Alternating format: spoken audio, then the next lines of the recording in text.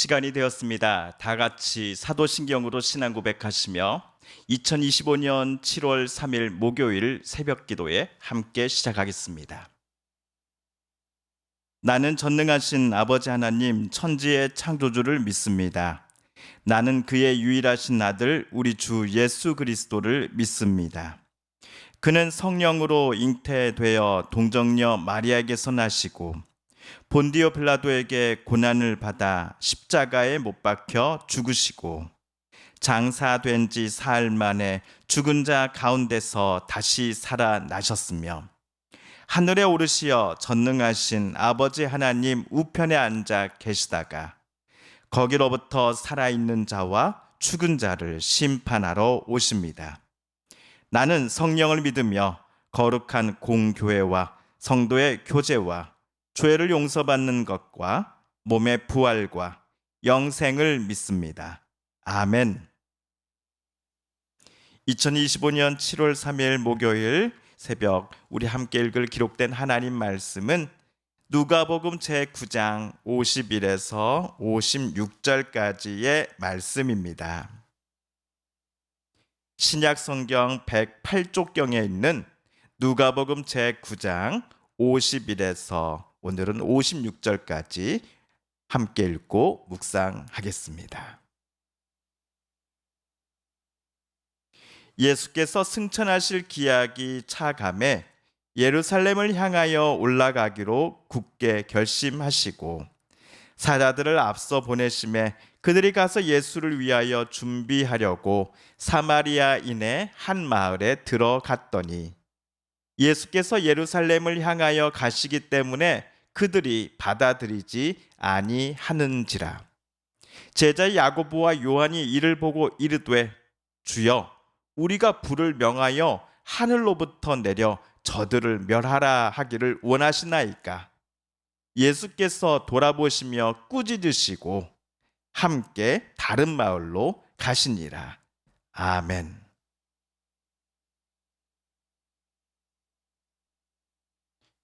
누가복음 9장 51절에 나오는 예수께서 승천하실 기약이 차감해 라는 표현을 우리는 예수님께서 십자가 처형과 부활의 시간이 가까이 다가오매 라고 해석하여도 무방할 것입니다.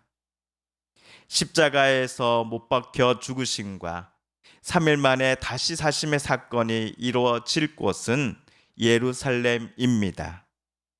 예수님은 갈릴리 사역을 모두 마치시고는 이제 예루살렘을 향해 나아가고자 하십니다. 지금 계신 갈릴리 호수 부근에서 예수님께서 예루살렘에 도착하는 데 있어서 지름길은 사마리아 사람들이 살고 있는 지역을 관통하는 것입니다. 그러나 유대인들 대다수는 이 지름길을 이용하지 않았습니다. 갈릴리 지역에서 출발하여 요단강 동쪽으로 그들은 건너갔습니다. 사마리아 땅을 밟지 않기 위해서였습니다. 베레아가 있는 데가볼리 지역을 경유하여 남쪽으로 쭉 내려와서는 여리고 부근에서 다시 요단강을 건너 서쪽으로 유대인들은 진입합니다. 그리고 여기서부터 오름길을 이용하여 예루살렘에 도착하는 것이지요. 왜 유대인들은 예루살렘에 가고자 할 때 사마리아를 통과하는 지름길이 아니라 며칠이 더 걸리는 우회로를 따라 내려왔을까요? 그 이유는 유대인들과 사마리아인들 사이의 갈등 때문입니다. 사실 유대인과 사마리아인의 조상은 야곱이라고 해도 과언은 아닙니다. 그러나 역사적 상황을 거치면서 이스라엘의 북쪽 지역에 살던 사람들은 아수르 제국에 의해 민족 혼합주의 정책의 희생양이 되고 말았습니다. 반면 남쪽에 살던 이스라엘 사람들은 바벨론 제국이 혼합주의 정책을 실시하지 않았기에 순수한 유대인 혈통을 유지할 수 있었습니다. 여호와 하나님을 섬기고 제사를 올려드리는 이 성전도 유대인과 사마리아인들이 각각 따로 짓습니다. 대략 주전 500년대 초부터 시작된 사마리아 사람들과 이 남쪽 유대인들 사이의 대립과 반목은 예수님 때의 절정에 달합니다. 그래서 당시 유대인들은 사마리아 지역을 통과하지 않으려 했던 것입니다. 왜냐하면 자신들이 부정해진다라고 생각했기 때문이죠. 자, 그렇다면 오늘 예수님께서 제자 중 몇 명을 정하여 사마리아에 보내신 장면에서 우리는 무엇을 알 수 있을까요? 예수님은 유대인입니다. 그럼에도 다른 유대인들과는 달리 예수님은 사마리아 사람들을 적대시하지 않으셨습니다. 그렇게 예수님은 예루살렘으로 이번에 내려가실 때 사마리아 지역을 경유하는 지름길을 선택하는 것을 주저하지 않으셨던 것입니다.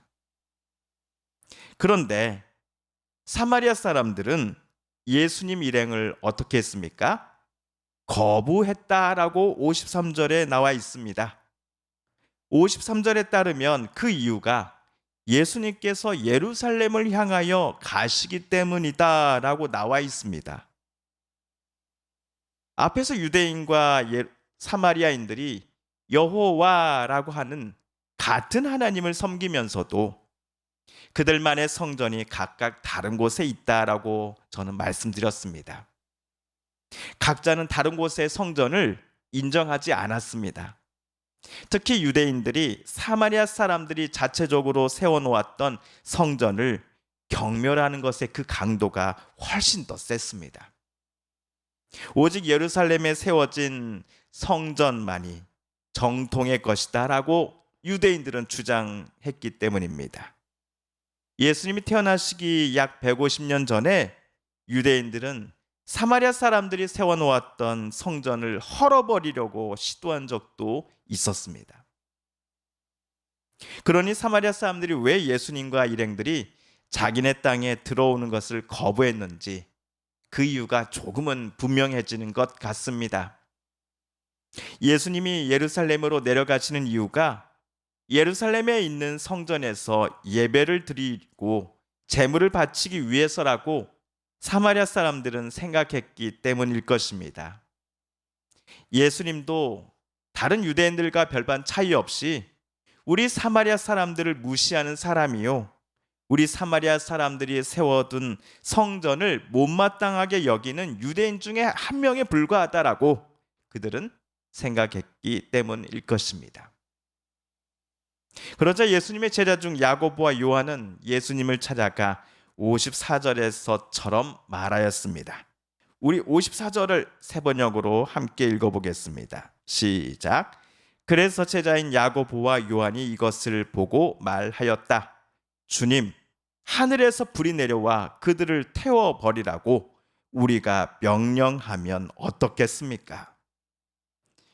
다른 고대 사본들에는 엘리야가 한 것 같이 우리가 명령하면 어떻겠습니까? 라고 쓰여진 것도 있습니다. 어제 우리가 열왕기상 19장을 묵상했지요. 엘리야는 바알신을 섬기는 450명의 선지자들을 상대로 갈멜산에서 시합을 했습니다. 각각 송아지를 한 마리씩을 자기들 앞에 놓아 두었습니다. 시합의 결과는 여호와 하나님을 섬기는 엘리야 쪽의 송아지에만 불이 내려왔습니다. 거기에 모여있던 이스라엘 사람들은 엘리야 선지자의 명령에 따라 갈멜산에 모여있던 그 450명의 바알 선지자들을 모두 처형시킵니다. 어쩌면 야고보와 요한은 갈멜산에서 엘리야 앞에 놓인 송아지에만 하나님께서 불을 내려주셨던 사건을 염두에 두고서 방금과 같은 발언을 하지 않았을까 싶습니다. 구약에서 불은 하나님의 거룩한 임재를 나타내지만 또한 하나님의 뜻을 거역하고 하나님과 맞서 싸우고자 하는 악한 이들을 심판하실 때 하나님께서 사용하시는 수단이기도 하였습니다. 그러므로 오늘 예수님의 제자인 야고보와 요한이 사마리아에 불을 내려달라고 명령해도 되겠습니까? 라고 예수님께 문의한 것은 사마리아 사람들에 대한 야고보와 요한의 거부감을 제대로 보여주는 것입니다. 감히 너희 사마리아 사람들이 우리 유대인들을 이렇게 거부했어? 우리에게 너희가 모욕감을 줄 수 있는 존재였던 거야? 좋았어. 이제 우리는 이곳에 하나님께서 심판의 불을 내려달라고 요청할 거야. 그러니 단단히 각오하라고 와 같은 마음이 오늘 야고보, 요한 이 두 유대인에게 있었던 것이 틀림없습니다. 그러나 예수님은 오히려 이 두 사람을 꾸짖으십니다. 우리 55절과 그리고 성경책 하단에 적힌 55절 주석 부분을 같이 읽어보겠습니다. 먼저 55절입니다. 시작. 예수께서 돌아보시며 꾸짖으시고, 밑에 각주는 제가 읽어보겠습니다. 어떤 고대 사본에는 55절 끝에 다음 말이 있음. 이르시되 너희는 무슨 정신으로 말하는지 모르는구나. 인자는 사람의 생명을 멸망시키러 온 것이 아니요 구원하러 왔노라 하시고. 야고보와 요한은 보통의 유대인들처럼 사마리아 사람들을 경멸하였습니다. 그러나 예수님은 자신도 유대인이시지만 사마리아 사람들을 아끼고 품고 계셨습니다. 아마도 사마리아 지역에 며칠을 머무시는 동안 복음을 전하기 위해서 그곳을 들리고자 하셨을 겁니다. 그래서 예수님은 예루살렘으로 내려가기 전 사마리아를 경유하겠다라고 말씀하셨습니다. 사마리아를 경유하는 것이 단순히 지름길이어서 시간과 돈을 아낄 수 있어서가 절대로 아니었습니다. 그들에게 복음을 전하기 위해서였습니다. 그들을 품고 사랑하시기 때문이었습니다. 그러나 안타깝게도 이러한 예수님의 마음을 사마리아 사람들이 이번에는 알아주지 못했습니다. 이마저도 예수님은 이해하십니다. 성도 여러분, 오늘 본문을 묵상하시면서 저와 여러분은 어떤 생각이 드셨습니까? 자신을 받아들이지 않았던 사마리아 사람들마저 용납하시고 그들의 마음이 열릴 때까지 기다려 주셨던 예수님의 마음을 저는 느낄 수 있었습니다. 그런데 예수님의 마음을 본받겠다, 예수님을 닮아가겠다라고 우리는 말하곤 하지만 오늘과 같은 이렇게 누군가에 의해서 거부되는 상황이 우리에게 반복될 때에 우리는 오늘 예수님의 오늘과 같은 마음과 자세를 따라하기가 참으로 버거워했던 것이 사실이었습니다. 다짐은 힘차게 우리 쉽게 잘하는데 정작 우리 삶에서 실천이 쉽지 않았던 것이지요.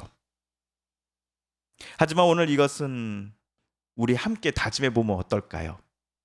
남들의 선입견에 부하내동하고 나도 아무런 비판 없이 다른 사람들을 비판 의식 없이 다른 사람들을 미워하고 경멸하는 일에 나는 더 이상 동참하지 않겠습니다라는 다짐을 우리 해보았으면 좋겠습니다. 오늘 야고보 요한처럼 남들이 저 사람을 저 집단을 미워하니 나도 역시 그들을 미워하겠어요가 아니라 예수님이라면 어떻게 생각하실까를 곰곰이 생각해 보며 주님께 물으며 우리의 생각과 태도를 결정해도 늦지 않을 것이기 때문입니다.